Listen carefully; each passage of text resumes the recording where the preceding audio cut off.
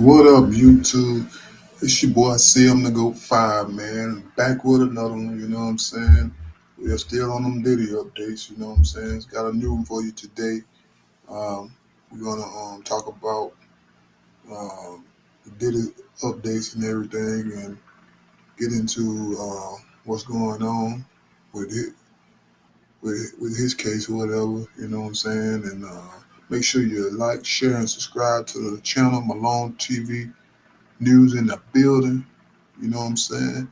Smash that like button. You know what I'm saying? Subscribe to the channel. All that. Let's go.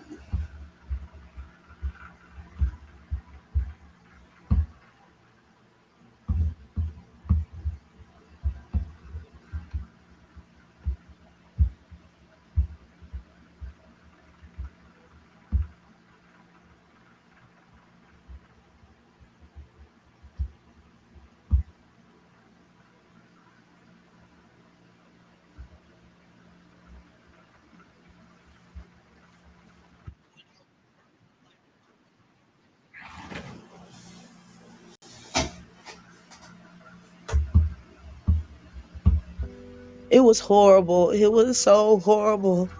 I can't I can't describe how horrible it was. Everybody telling me not to speak would just let them reveal my face. And like I'm telling people around me, if I wanted the money, I would have been and took the money. Like they've been paying me money and I've been living like I'm broke. They got my pictures out here. Who put my pictures out here?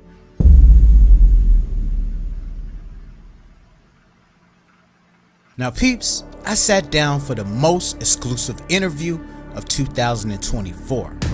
We've seen her pictures all over the internet with multiple celebrities eating food off of her body when she was just a preteen.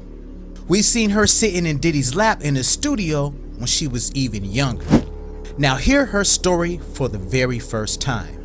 We've heard stories of her abuse by famed actress Jennifer Lopez.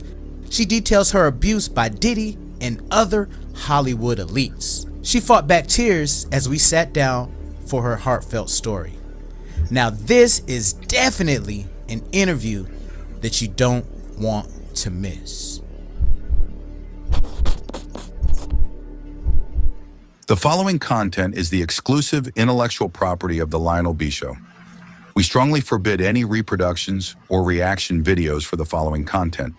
Any violations or videos found will receive a copyright strike for use of said videos. Thank you so much for sitting down with us on the Lionel B Show, man, and agreeing to share your story. I know you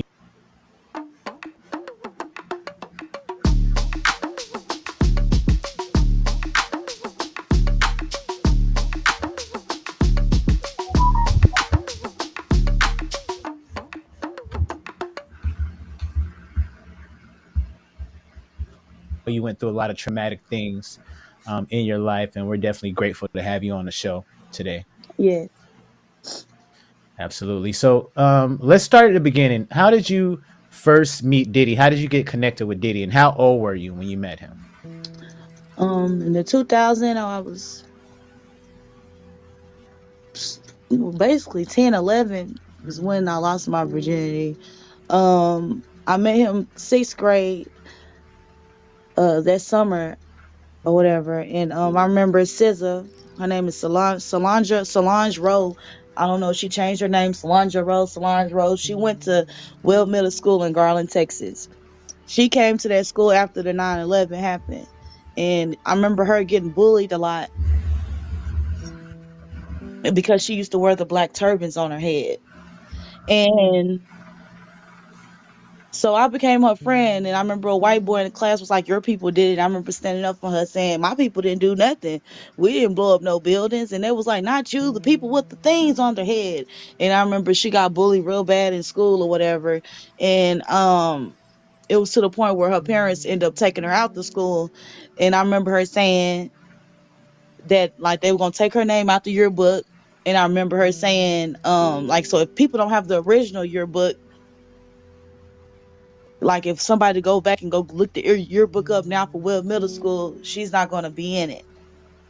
But if we went to school and like, you know how everybody signed the yearbook, she's in that yearbook.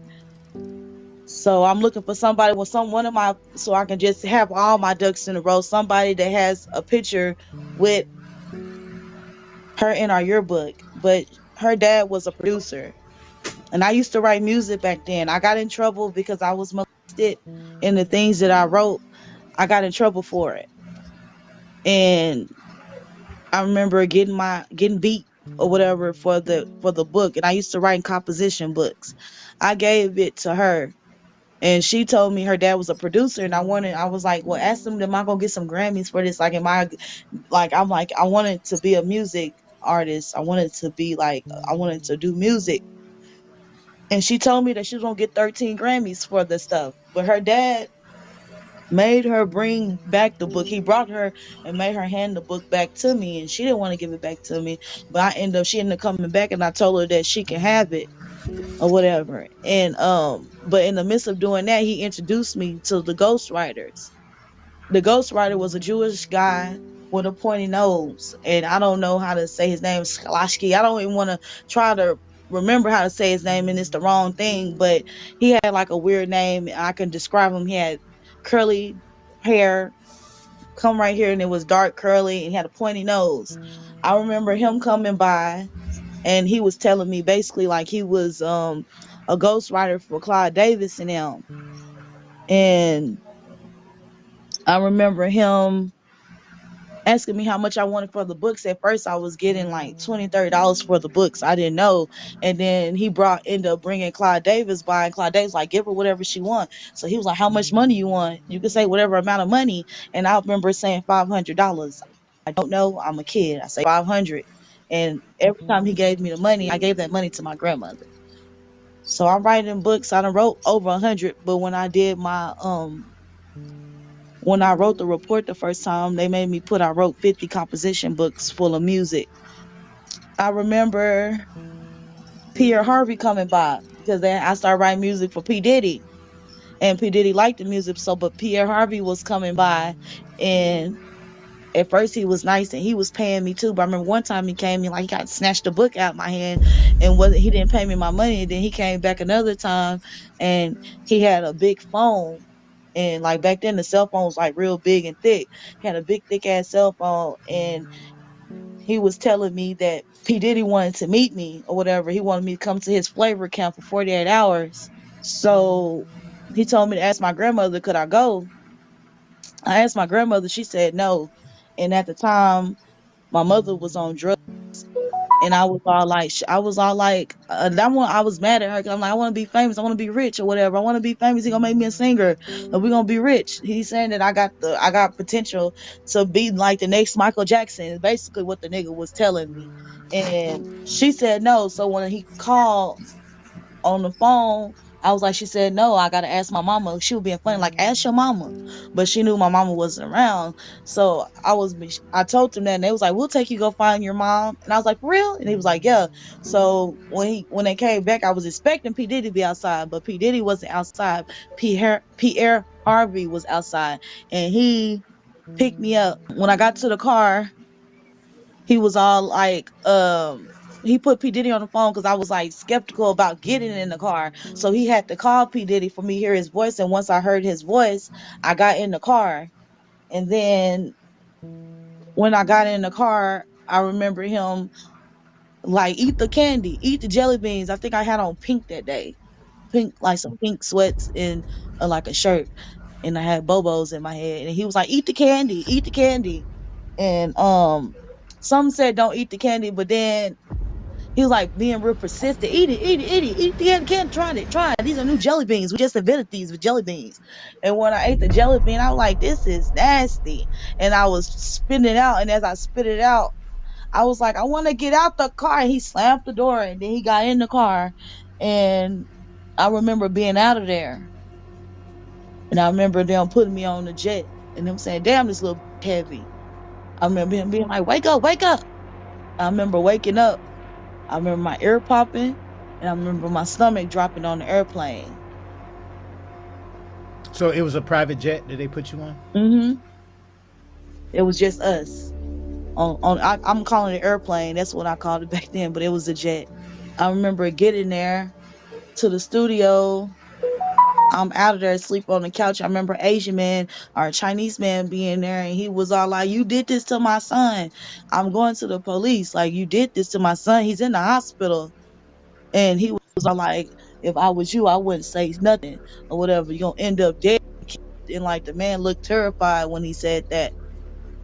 I don't give a fuck about you going to the police. And I'm going in and out. Um, I remember looking on the pool table, and it was a lady getting on the table. I thought she was Mexican, but she was the Arabian lady that was Miss Gloria Alvarez. I saw her getting on the table, but Damn. I was like I was conscious, but I was coherent, but I couldn't move. And then I remember it being like, I'm thirsty. I remember him giving me something to drink, and I remember it tasting nasty, and him laughing, and him doing his little dance talking about welcome to the flavor camp in my face or whatever. And then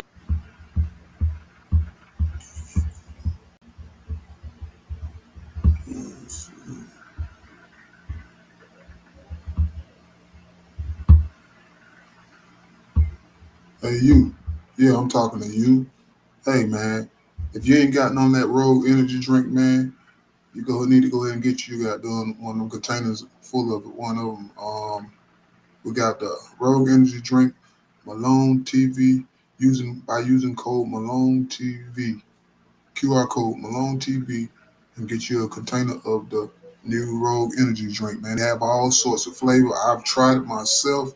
You know what I'm saying? And it's real good to me. Tastes like almost tastes like Powerade a little bit, but it's a real, you know what I'm saying, a real good drink, energy drink. Like if when you're working out, you know what I'm saying, you get through working out, you can drink some. That's what I normally do. Even if you just being, you know what I'm saying, don't feel good and just being lazy and lounging around the house or whatnot. You want something that gonna amp you up a little bit? Rogue energy drink, man. So go ahead and get you some of that Rogue energy drink. And once you on your first purchase, you get 10% off by using QR code Malone TV. Malone TV.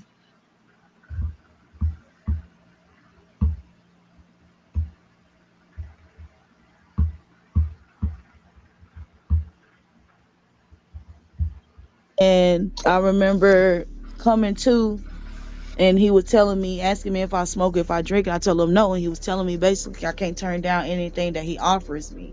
I have to, if he offered it to me, I have to do it. I remember him giving me a tour of the place and him giving me the camera. I remember him like trying to make me feel comfortable, and he was like complimenting saying, "Oh, she got a nice."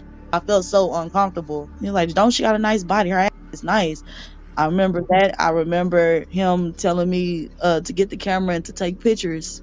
What did he have you taking pictures of Like yourself? studio, he took pictures of me, and like when I took a picture and I'm like in front of the thing, I'm taking pictures like this, and I took a picture of the bed. That was me. I just took a picture of the bed. He like, go walk around. I put my phone on do not disturb. He was like, go walk around, and he told me to take pictures. And I remember taking pictures of the bed, like take pictures or whatever. And I remember taking a picture of the bedroom. I took a picture in the studio, and he was like recording me. And I also I'm just going in and out, in and out.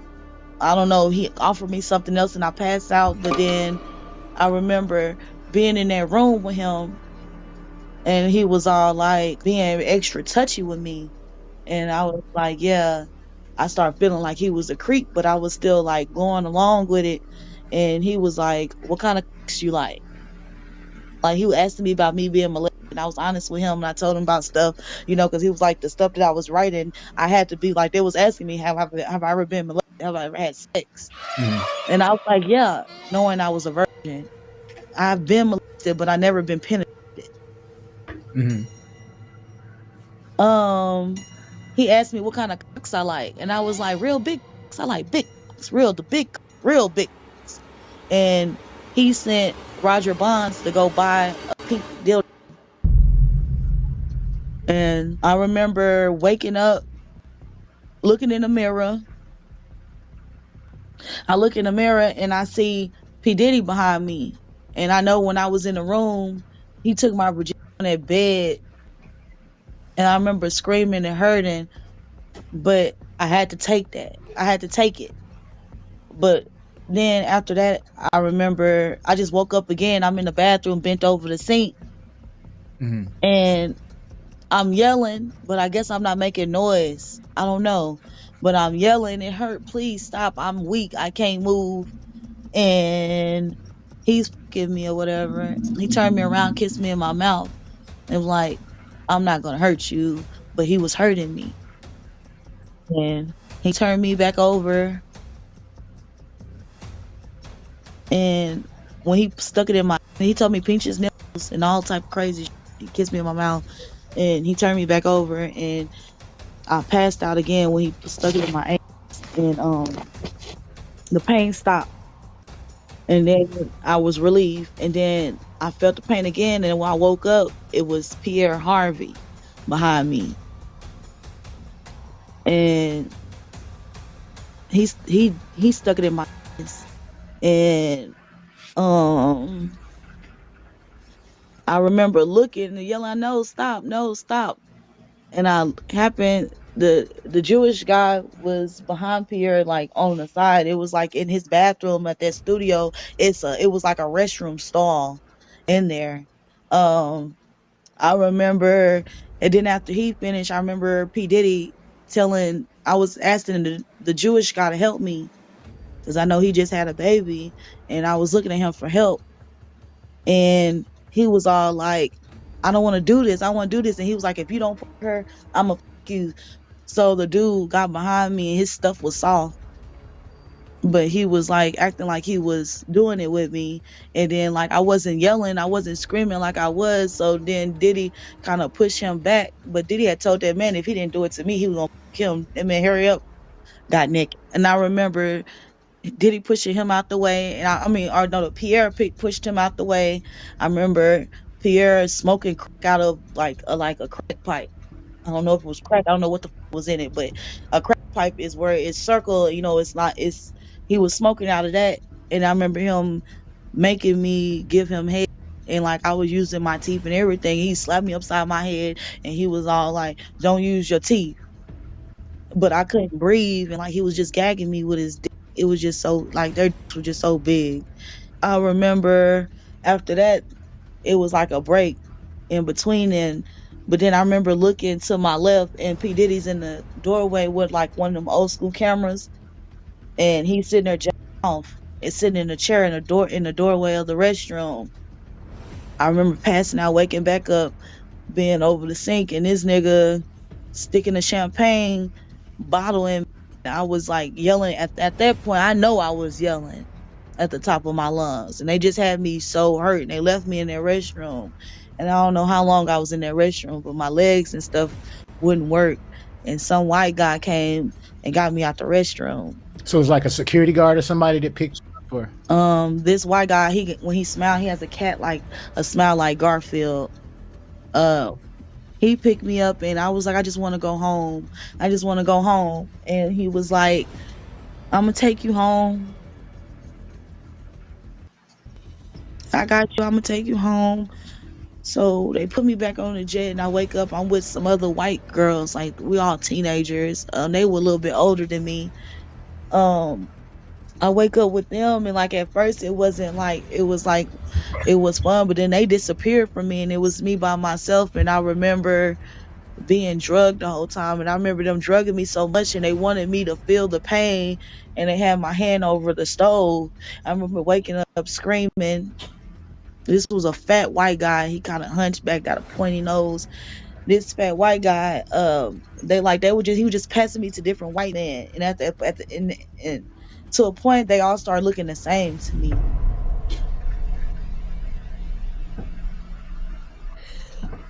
God say, I'm trying to take my time, Lord. Don't upload your videos to YouTube. Upload to Restream, where we will live stream it to YouTube and all. Take your Okay. time. Um. It's tough. I know it's tough, mom. No, it's hard. Take some breaths.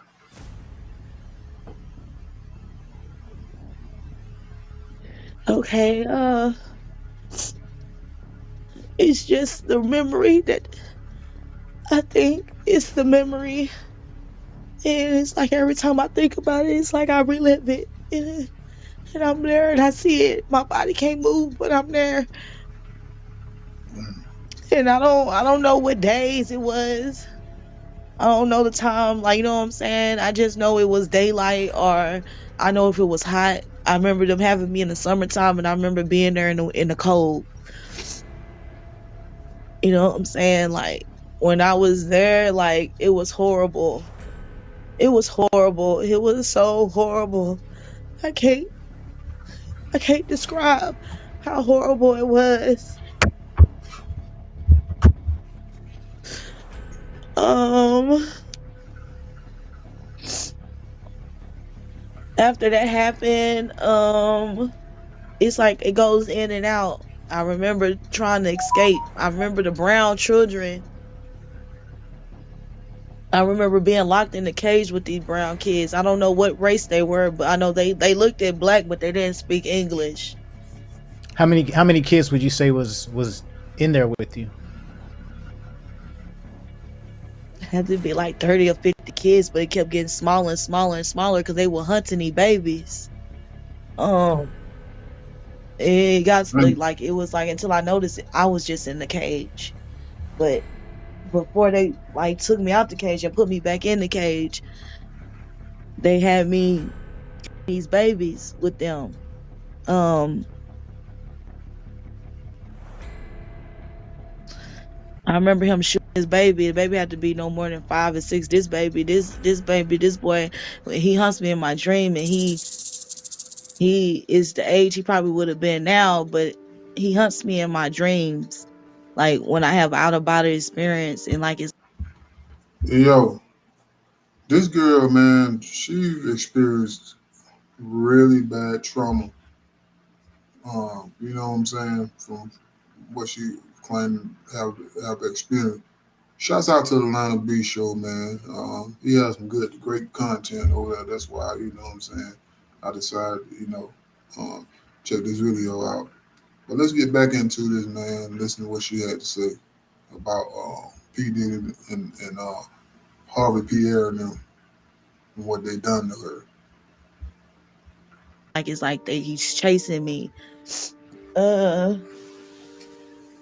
I remember he shot that baby, and I was like, I'm not gonna stab him, and he pop pop pop pop pop pick up the knife, so I picked up and I was just going like this and stab the baby up. It had to be no more than 5 or 6, to be honest. He had me bathing them, feeding them, washing them off, and bathing them, feeding them. I remember me being in the cage. I kept letting them out the cage. I remember I kept opening the cage, letting them out, and like they used to have to get them and run after them, get them. I remember them being in there, and we was saying our names, and I was like Lamisha, and one said her name, and then she was talking in her language, and I ain't hear nothing, but she was like fight. So every time we got out the cage, it was like we all like when it was time to get ready, everybody having sex. That's when I started fighting back. I remember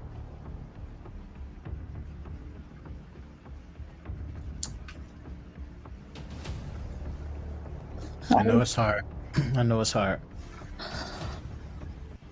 I remember they had a tray, and on the tray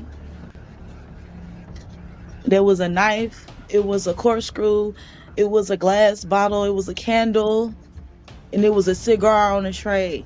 And I remember all of them had to stick it in me. And I will never forget how Bill Cosby lit the cigar and put it out on my vagina. What? So Bill Cosby was one of the people there. Yes. I never I, came forward to his case or whatever, but he had Jane Doe's, but that opened up all the old stuff that he been doing, But I never came forward in that.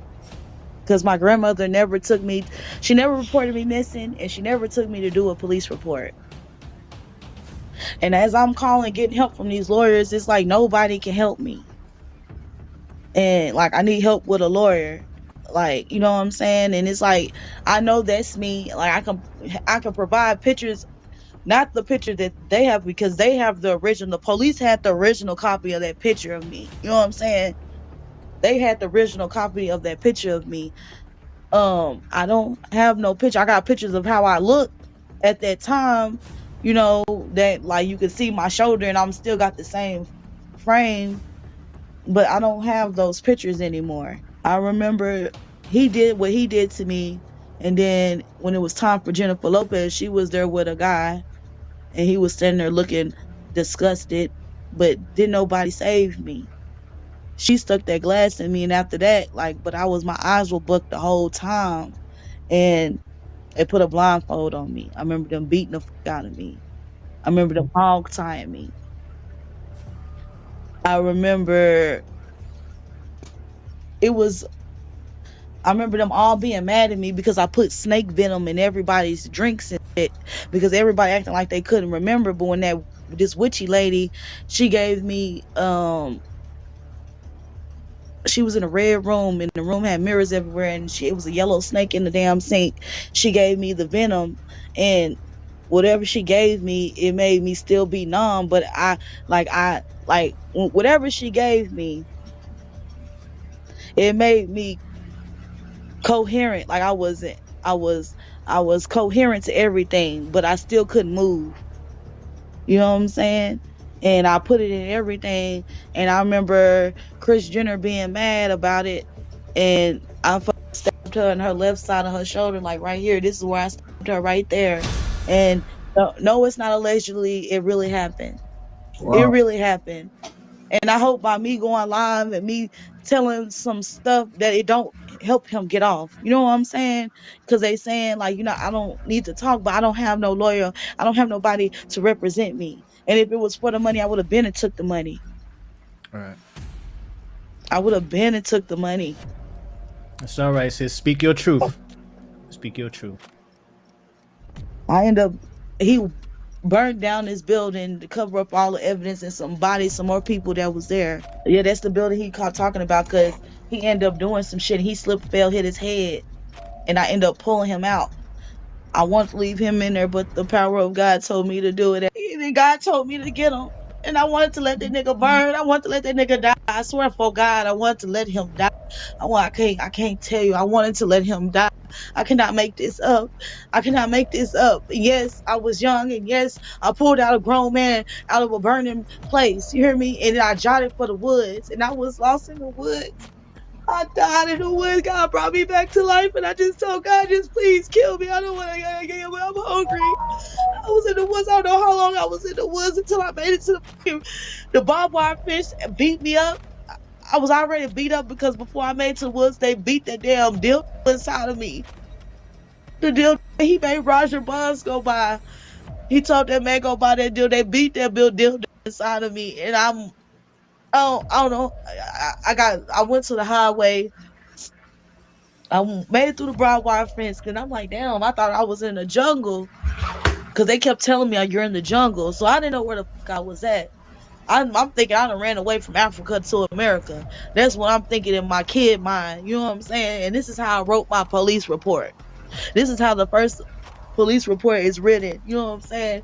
And I get to the barbed wire fence. I almost get hit by cars because it's the barbed wire fence, and then it was the freeway. And I collapsed on these trash bags, and some white man, I think his name was Samson, he picked me up, and he drove me from Miami and took me back to. So, what's the secret? How have you guys made it work so long? We have a deep, almost spiritual connection. To New York. And when I came in there, I would beat the fuck up. And they was like, who did this to you? And they tried to get the white man. I said, he didn't do it for me. He didn't do that to me. He saved my life, and he didn't take me to the police station in Miami because I was telling him that it was like the sheriffs, the people worked for the Miami police place was doing that to me. And I was telling him, he told the police did this to me because the nigga was around police. He was around a lot of elite white people.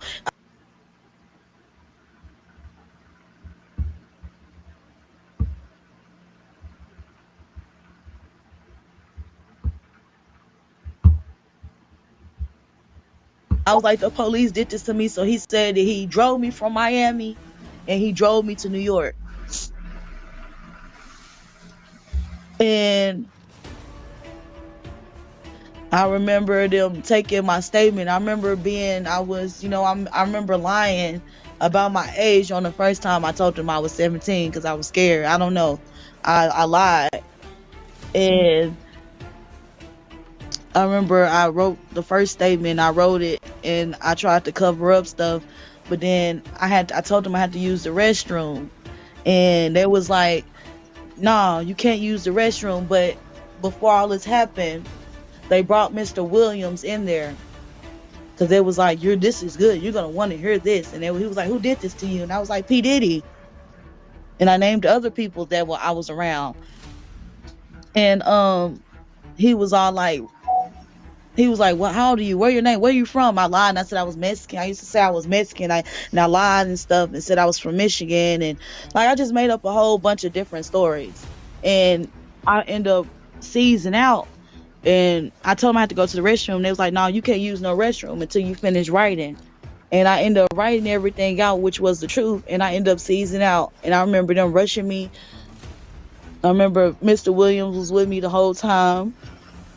I remember I was in pain, so my whole body hurt. So I didn't know the difference. They did operations to remove something out of me. I felt the same way I felt before they did the operation.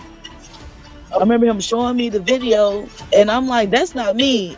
And it looked like they pulling the fucking intestines out of me. And it was that pink dildo all on it. And he was like, I was like, that's not, I was like, ew, what is that? I was horrified. And he was like, this is you. Who did this to you? And I went on and told him the truth. Diddy did this. I remember them having to sew me up and reconstruct my stuff down there. I didn't go straight home. He said, I can't send her home like this. He waited till that my big eye went down, but I didn't make it back home until October, November. I started the 7th grade, the second semester, and I started with my dad. I lived with him my second semester of school. I lived with my dad. I remember Mr. Williams being there with me, and like, he not gonna testify or be on my behalf, but I said I would never came forward if I never saw him on TV. You hear me? Because he is my angel. He is my angel. And God knows, God knows that man is my angel. And I'm not trying to be out here looking crazy. You know what I'm saying? No, you're right. You're all right. I won't be out here looking crazy and crying and shit, looking ugly in the face. On here crying. You went through some traumatic stuff, so that's normal. Yeah. Everybody telling me not to speak, will just let them reveal my face. And like I'm telling people around me, if I wanted the money, I would have been and took the money. Like, they've been paying me money and I've been living like I'm broke. See, God, see that guy, see that way. God, when he got in this situation, and I have to get justice. Like, if I don't think I see a way, I won't sue nobody else, but we gotta get justice. I just have to get justice. I have to. I don't want to be talking and doing this interview and help him. I just need justice and I need help. They got my pictures out here. Who put my pictures out here? Man, you can really tell this girl, she just really had real trauma from all that bull crap. You know what I'm saying? Uh, if anybody that pretty much got a case against P. Diddy and them, it's gonna be her. You know, with Cassie and all the other bullshit, yeah, Cassie got paid for all her mishaps or whatever, but I don't know if the feds got any of this information or not, but From what she's saying, you can feel her energy just by sitting there looking at her expression on her face that she's not doing all that jibber jabbing, just talking like, you know, she's not no Jaguar writing them how they try to explain stuff, none of that man like that. She's not doing none of that. You know what I mean? Like you can tell she's sincere about what happened to her.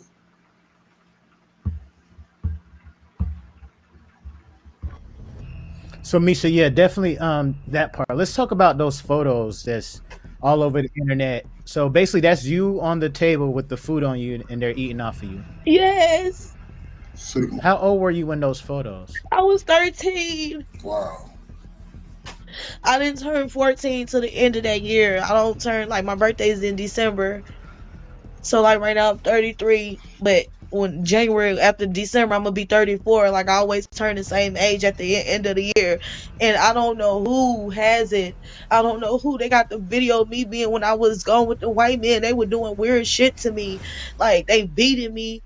This woman flat out my hair, got me ready for this man named Joey, and they beating me, got me strapped to a tree, and like I just feel like I'm being bullied because they putting it out there. You know what I'm saying?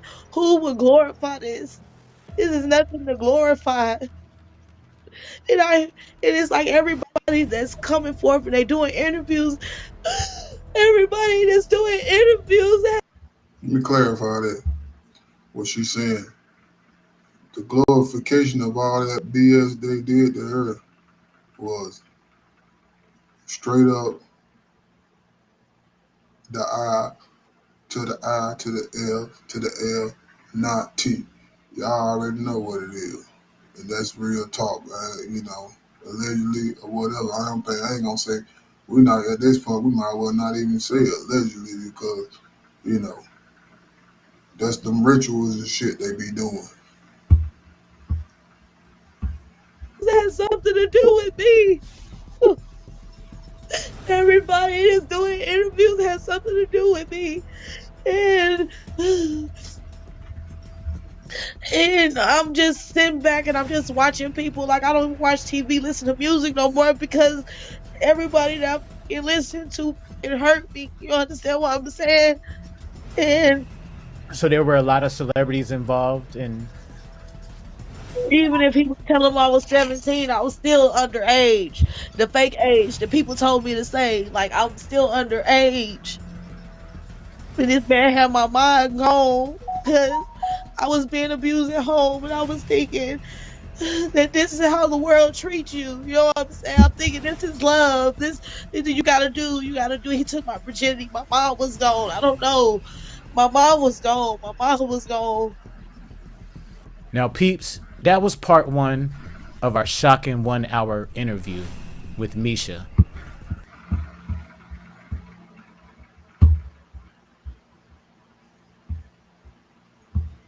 Well, all I gotta say about that, man, that whole that whole thing about what that girl experienced, you know what I'm saying? Like she was only 13 years old at the time when all that happened. Um, if the Fed got that, if the Fed got all this information from this girl, man, now I'm gonna tell you like that, it's an open and shut case for on Diddy, for real talk. But other than that, you know, that's what all that bull crap is, man. Like, that's a sad situation. You know what I'm saying? But at the end of the day, that music industry is something serious, man. A lot of people already know it is. That's why now it'll never be the same till this day. It'll never be the same. People trying to get into the music business now, I guarantee they're gonna be independent, more than likely independent, uh, careful of their surroundings, watch who they got in their circle, and all the above. It's not gonna never be the same. That era is over with. Period. Point blank. That era is over with. When all this like this P Diddy era, cause he was one of the top handlers. allegedly. So more than likely, he was the one that got everybody to come to the parties, the white parties, and all that stuff. Allegedly, basically, that what handlers do. So yeah, man, you deal down in this stuff. You know what I'm saying. I read a lot, and I be checking stuff out on YouTube and different places, man. There's so much information out there in the world about all this stuff that been going on in the past over the decades. It's crazy. But y'all tell me what y'all think, man. Jot down in the comments, man. You know what I'm saying? Like, share, and subscribe to the channel, man. You know what I'm saying? Alone TV News, man. You know what I'm saying? Your boy CM the Coat 5, man. Back with another one. On to the next. We'll see you on the next one. Deuces.